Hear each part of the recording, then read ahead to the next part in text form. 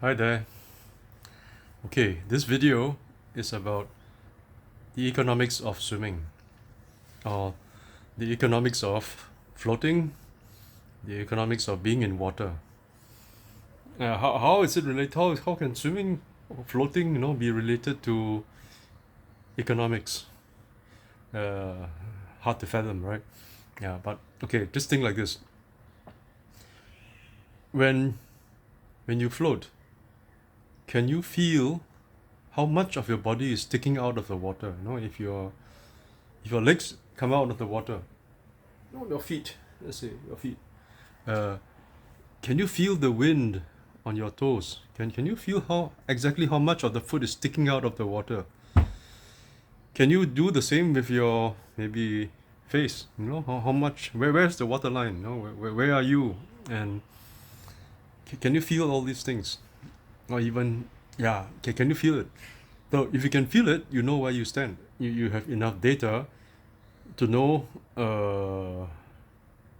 how well you're floating, or how high you are above the water, the buffer you have before you shouldn't be breathing anymore, because water is going to go into your nose.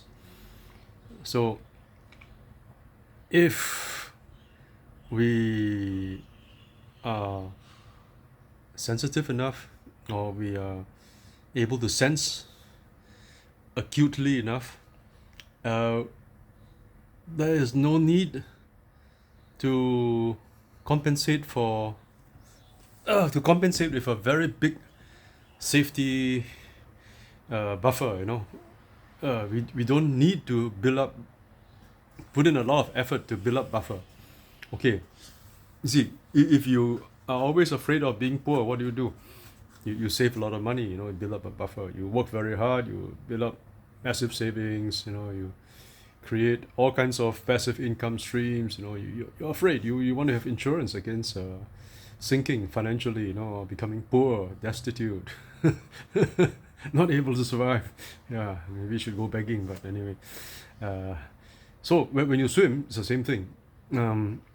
We want to be able to come up for air from time to time, because we're not fishes. We don't have gills. We are mammals. We need air, and the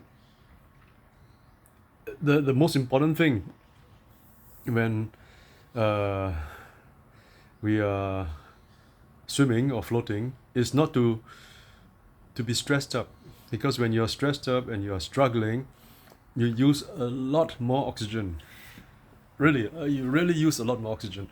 I read somewhere, they said, oh, about 30% of your blood goes up to your brain.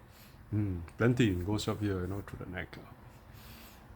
I don't know whether it's 30, but a very significant portion of your blood flow goes up to the head. And if you stop thinking, if you just somehow stop mentation, you just become very calm, very not really thinking, getting really worried or frightened, or afraid, or stressed up. Your thoughts, the number of thoughts that will go churning in your brain, will stop, will reduce, and somehow I can't prove this, but it triggers a, a lesser need for blood, or you don't need so much oxygen in the brain if you are not doing so much thinking. So the demand for oxygen up here becomes less. Then you have more for your body, for you to swim, for you to maybe even sustain apnea, or where you stop breathing. Yeah, yogis call it kumpaka. You stop breathing for a while, and it's very comfortable. You don't have the urgent urge to breathe so soon. You can stay nice and relaxed and still be very comfortable while you're not breathing. It's really okay. You're suspending your breath. It's really okay, and that happens if you feel safe, if you're not stressed up, and if you are sensing the water and you know where you are, and with respect to the water line, you don't need to build up a huge buffer, to like use a lot of force to push your head up further above the waterline to secure that safety buffer and so on, which takes a lot of effort, which burns a lot of energy, which uses up all your oxygen, which also creates all kinds of mentation and you run short of oxygen very fast. So if you really want to be a good swimmer or be very good at floating, then you must be very good at stopping superfluous thoughts. You don't need what you don't. You just need to sense around your body. Know where you are, get enough data, like economic data, for example. In this case, economics of swimming, and you know where you stand. You are very secure. You feel safe. You feel confident. Then you would be very efficient in using your oxygen, and you become a better swimmer. You float better. You're more at ease. You relax, and you perform better because you could do a freestyle swim for 50 meters without even having to breathe. You just most competitive swimmers can do that easily, and no issues for them. So as long as you know where you stand, and then you know where is your limit, and you're not getting worried,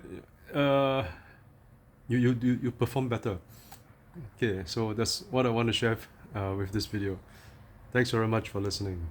Cheers.